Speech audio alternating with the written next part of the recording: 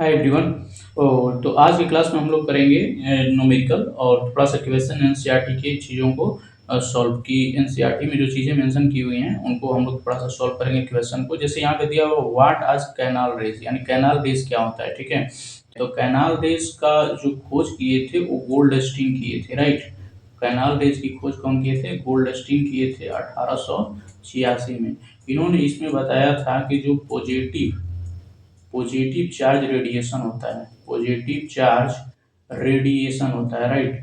यानी positive charge radiation का मतलब कि ये स्फेरिकल है, तो इसमें जो पॉजिटिव स्फेयर है ना, तो वो चीज़ें क्या कहलाएंगी? वो ये कैनाल रेज कहलाएंगी, राइट। तो कैनाल रेज को अगर आगे चल के पढ़ेंगे हम लोग तो एक्स्ट्रा ये चीज़ें पढ़ी जाती हैं 11th में डिटेल्स में। और इसमें क्या है कि कैनाल रेज को हम लोग प्रदर्शित करते हैं P+ से, राइट।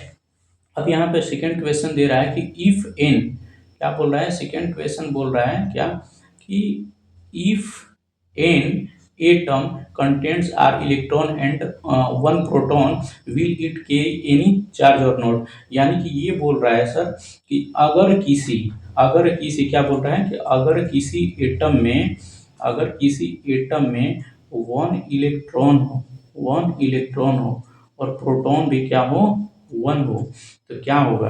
अगर इसको हमको सॉल्व किया जाए, सोल्यूशन किया जाए, तो अगर ऐसे करेंगे हम लोग कि अगर इसको हम लोग करेंगे तो यहाँ पे चार्ज ऑफ इलेक्ट्रॉन लिखेंगे, चार्ज ऑफ इलेक्ट्रॉन, तो ये है -1, ठीक है। यहाँ पे बोला है ना कि 1 इलेक्ट्रॉन है, तो 1 इलेक्ट्रॉन का मतलब क्या है कि एक इलेक्ट्रॉन है तो इलेक्ट्रॉन पे -1 लगेगा।